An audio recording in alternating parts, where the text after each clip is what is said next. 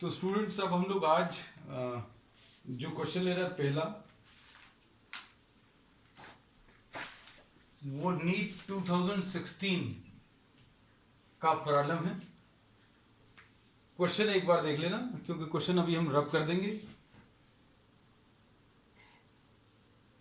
या एक स्क्रीनशॉट ले लो।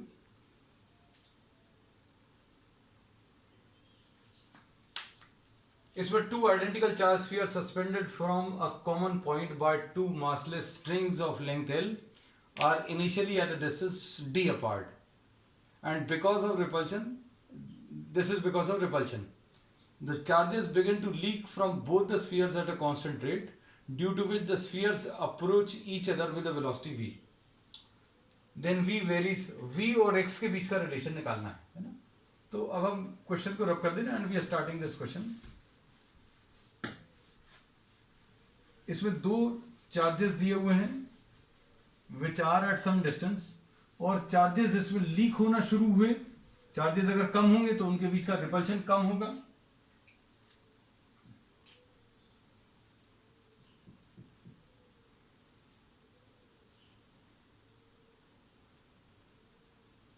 सपोज ये दो चार्जेस हैं, इनके बीच का जो डिस्टेंस है वो सपोज x है,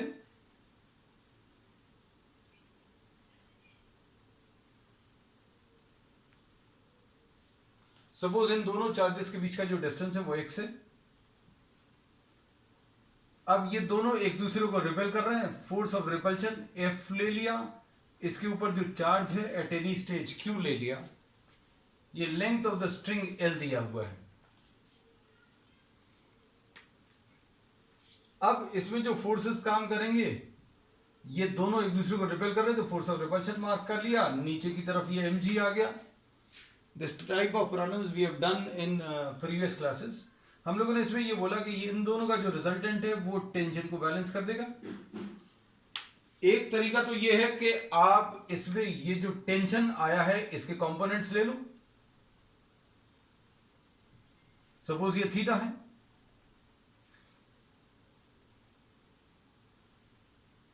तो इसमें ये वाला एंगल भी थीटा आएगा।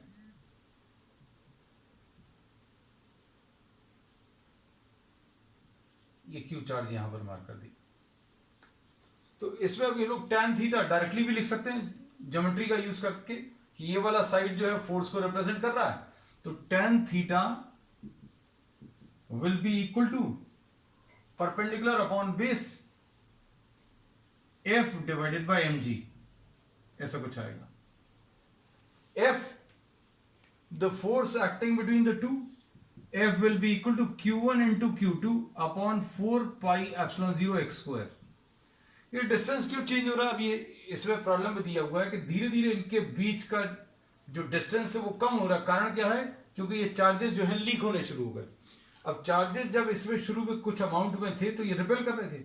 अब जैसे जैसे चार्ज इनके बीच का कम होगा, इसके ऊपर चार्ज कम होगा, इसके ऊपर चार्ज कम होगा, तो ये जो रिपल्शन है वो कम होगा, इसकी वजह से ये पास में आएंगे। और ये वेलोसिटी ऑफ अप्रोच और डिस्टेंस के बीच का रिलेशन निकालना है। अब रिलेशन निकालने के लिए हम लोगों ने बोला कि ये फोर्स ट्राइंगल बना लिया।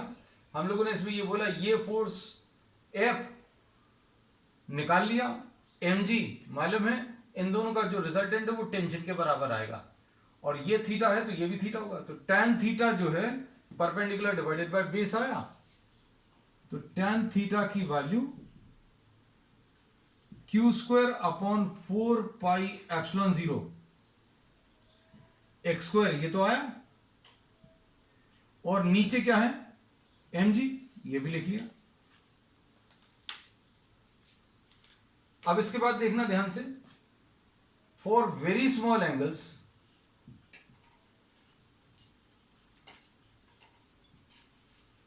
For very small angles tan theta equal to theta लिख सकते हैं, और ये sin थीटा के बराबर भी लिख सकते हैं।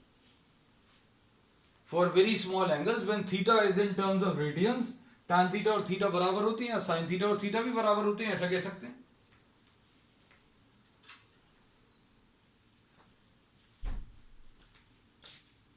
अब इसमें tan थीटा का निकालना है, तो ये वाला ये पूरा डिस्टेंस x है, तो ये वाला डिस्टेंस x/2 आ जाएगा।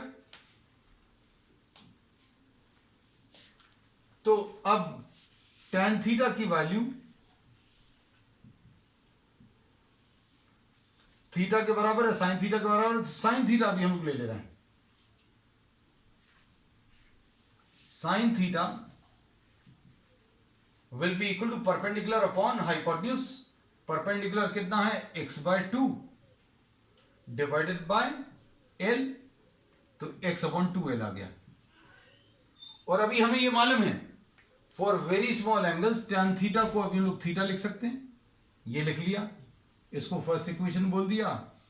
साइन थीटा को for very small angles equal to theta लिख लिया, तो ये सेकेंड इक्वेशन। तो ये दो इक्वेशंस आ गई जिसमें थीटा की वैल्यू ये वाली और थीटा की वैल्यू ये वाली इक्वेट कर दें, तो क्या मिलेगा देखो, q²/4πε0x², mg भी नीचे है, इज इक्वल टू x/2l, ऐसा कुछ आएगा। अब इसमें अगर आप देखें तो ये क्वांटिटी कांस्टेंट है, mg भी कांस्टेंट है, लेंथ ऑफ द स्ट्रिंग भी कांस्टेंट है।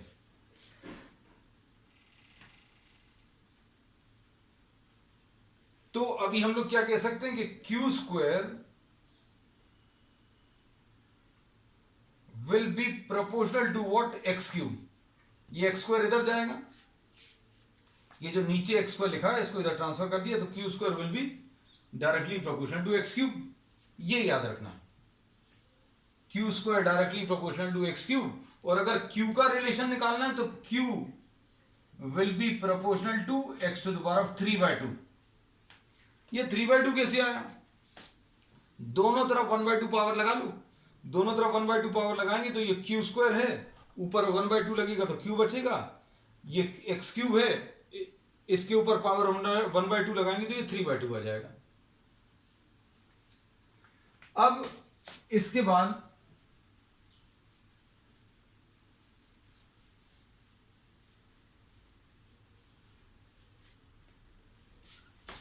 हमें वेलोसिटी के बारे में बताना है। अब हम लोगों को यह पता है कि q² प्रोपोर्शनल टू x³ आ गया। वेलोसिटी अगर बतानी है तो dx/dt मालूम होना चाहिए। अब dx/dt निकालने के लिए अब हम लोग क्या करेंगे, इस इक्वेशन को डिफरेंशिएट करेंगे। और आपको इसमें दिक्कत नहीं हो तो अभी हम लोग क्या कर दे रहे हैं, इधर k लिख दिया, क्योंकि अभी हमें इस कांस्टेंट से कोई मतलब नहीं है, कितनी वैल्यू है उससे मतलब नहीं है, हमें तो सिर्फ रिलेशन बताना है कि ये किसके ऊपर डिपेंड कर रहा है। अब इसको दोनों तरफ डिफरेंशिएट कर लो, d/dt ऑफ q² और d/dt ऑफ kx³, ऐसा कुछ लिख सकते हैं।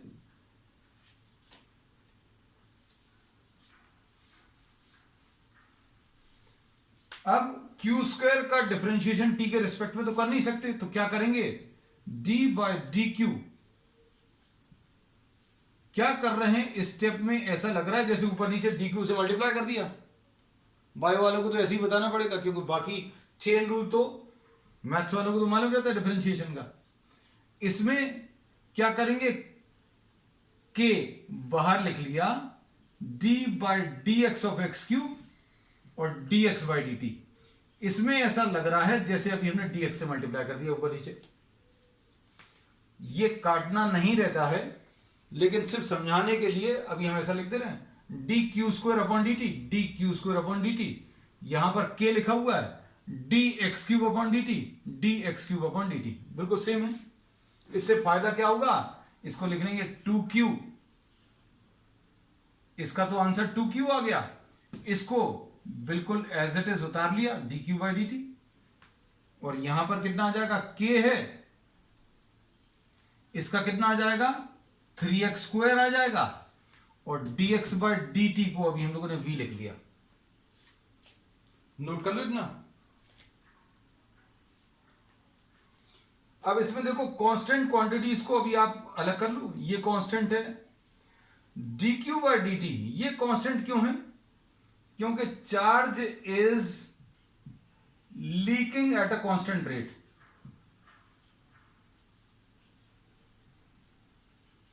ये प्रॉब्लम में दिया हुआ है that charge is leaking at a constant rate, तो ये भी कांस्टेंट हो गया, ये भी कांस्टेंट हो गया है, ये कांस्टेंट है, ये भी कांस्टेंट है। और इससे अभी हम लोगों को क्या मिलेगा कि Q किस किस के ऊपर डिपेंड कर रहा है, एक्स स्क्वायर और V के ऊपर डिपेंड कर रहा है। अब Q किसके प्रोपोर्शनल है, देखो इसमें Q is depending on some value K dash into x square into V, मतलब Q जो है एक्स स्क्वायर इंटू V के प्रोपोर्शनल है, लेकिन Q किसके ऊपर डिपेंड कर रहा है, ये दिया हुआ है प्रॉब्लम में, Q x के ऊपर डिपेंड कर रहा है, Q x और V के ऊपर डिपेंड कर रहा है। तो अभी आप यहां पर कैसा लिख सकते हैं, मैथमेटिक्स में ऐसा डायरेक्टली लिखा जा सकता है, इसकी कोई जरूरत नहीं है।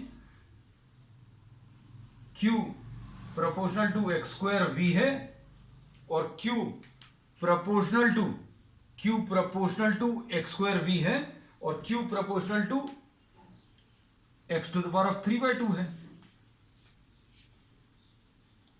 Q का ये वाला रिलेशन और Q का ये वाला रिलेशन दोनों कॉपी कर लिए। इस स्टेप को अगर नहीं भी लिखेंगे तो चलेगा। हमने क्या बोला, क्या चीज लिख रहे हैं, देखो Q proportional to x square V और Q proportional to x to the power of 3/2, दोनों को कंबाइन कर दो, बिल्कुल वैसे ही जैसे A इक्वल टू B और A is equal to C, तो B और C इक्वल, तो हम लोग क्या लिखेंगे, V x square will be proportional to x to the power of 3/2। तो v कैसा आ जाएगा बेटा, proportional to x to the power of 3/2 upon x square, ऐसा कुछ आएगा। इसको अगर आप सॉल्व करोगे तो 3/2 पावर में है, नीचे 2 पावर में है, तो कितना आ जाएगा, v will be proportional to x to the power of -1/2। तो ये c इसका आंसर है। नीट में वैसे बहुत ज्यादा टफ प्रॉब्लम्स नहीं मिलते, लेकिन ये 2016 में प्रॉब्लम आया हुआ है, कभी कभी आ भी जाते हैं बड़े कैलकुलेशंस के। नोट कर लो, फिर अभी हम नेक्स्ट प्रॉब्लम ले ले रहे हैं।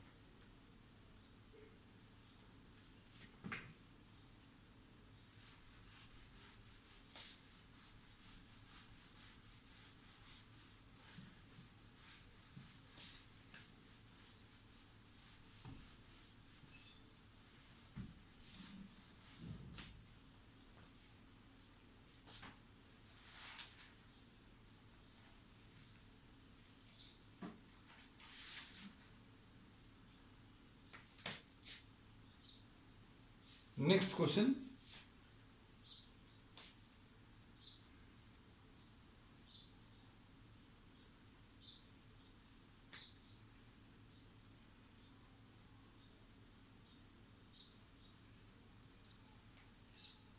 ये एम्स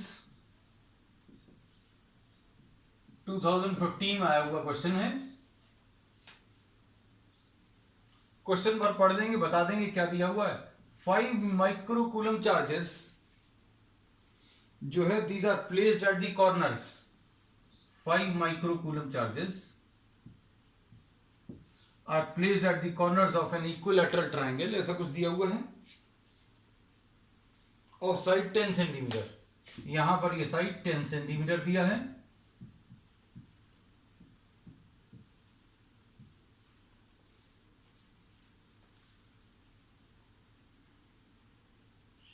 और अब इसमें क्या पूछा है, force acting on each charge. बहुत सिंपल क्वेश्चन है, मतलब बहुत ज्यादा टफ नहीं है, लेकिन फिर भी अब चूंकि इसमें आया हुआ है तो अभी हम डिस्कस कर लें। ये वाला चार्ज इस वाले चार्ज को रिपेल करेगा, ये फोर्स F1 मार्क कर लिया, या force acting on C due to B mark किया।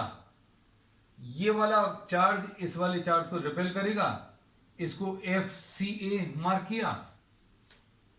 और FCA और FCB बराबर हैं।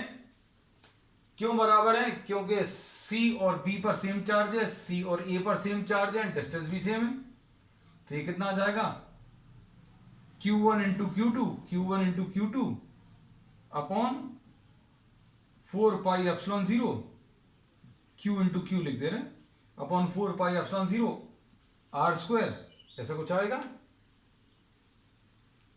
अब दो फोर्सेस इक्वल हैं, ये वाला फोर्स और ये वाला फोर्स इक्वल है, इनके बीच का जो एंगल है 60 है। तो नेट फोर्स अगर बताना है तो net force will be equal to F C B square plus F C A square plus 2 F C F C B cos theta, F1 square plus F2 square plus 2 F1 F2 cos theta, ऐसा लिख सकते हैं। और चूंकि ये values equal हैं तो F square plus 2F into F into 1/2, तो ये कितना आ जाएगा, under root of F square plus F square, यानी ये कितना आ जाएगा 3F स्क्वायर, यानी F√3। F की वैल्यू रख लो तो नेट फोर्स आ जाएगा। F की वैल्यू कितनी है, ये अभी हम लोग निकाल चुके हैं। इन दोनों को अभी हम लोगों ने इक्वल टू F ले लिया था क्योंकि दोनों सेम थे। और ये कितना आ जाएगा, Q square upon 4 pi epsilon 0 R square into √3। Values रख लो, वैल्यूज कितनी है, 5 into 10 to the power of -6 into 5 into 10 to the power of -6, क्योंकि माइक्रो कूलम्स में है। 1/4 पाई एप्सिलॉन 0 को क्या लिख लोगे, 9 into 10 to the power of 9 upon R square, R यानी 10 अपॉन 100 का होल स्क्वायर। कंप्लीट कर लो जल्दी से।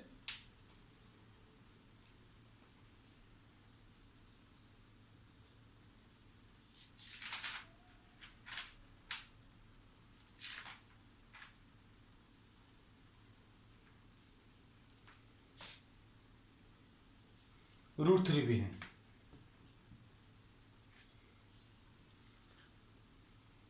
अब इसमें देखो 9 इंटू 5 इंटू 5 225 आ जाएगा,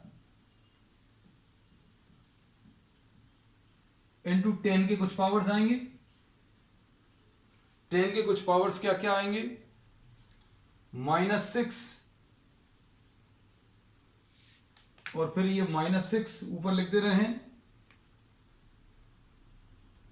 +9 और नीचे का +2, तो ये कितना आ जाएगा, 9 + 2 11, 11 - 12 मतलब -1, तो 225 √3 इंटू कितना 10 टू द पावर ऑफ -1।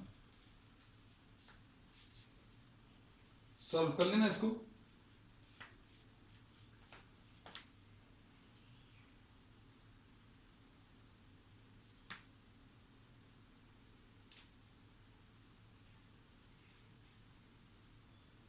अब देखो इसके आंसर्स क्या हैं, 78 है, 39 है, 29 है और 22.5 है। तो ये तो बिल्कुल नहीं हो सकता क्योंकि 225 में अभी आप कुछ मल्टीप्लाई कर रहे हो तो ये तो आएगा नहीं। और उसके बाद 225 में यानी लगभग 22 में आप 1.7 का मल्टीप्लिकेशन कर रहे हो, 22.5 में 1.732 का मल्टीप्लिकेशन कर रहे हो। अगर आप इसका जस्ट दोगुना कर दो, 2 टाइम्स मल्टीप्लाई कर लो तो कितना आ जाएगा 45, मतलब ये तो हो नहीं सकता। और 29 या 39 में से कुछ होगा। अब हमारा अंदाजा लगाने का तरीका, हम ये बायो वालों की मदद कर देते हैं ऐसा कुछ बोल के, ये 22.5 यानी 22 अगर आप मान लो, 22 को आप 1.5 से मल्टीप्लाई करो तो 33 कुछ आएगा, लेकिन 1.5 नहीं है और ज्यादा है, तो 33 भी नहीं आ रहा, 33 से और ज्यादा चाहिए, तो मतलब कुल मिलाकर ये आंसर आएगा। चेक करके देख लेना, एग्जैक्ट कैलकुलेशंस घर पर कर लेना, ठीक है, बाद में क्लास के बाद में।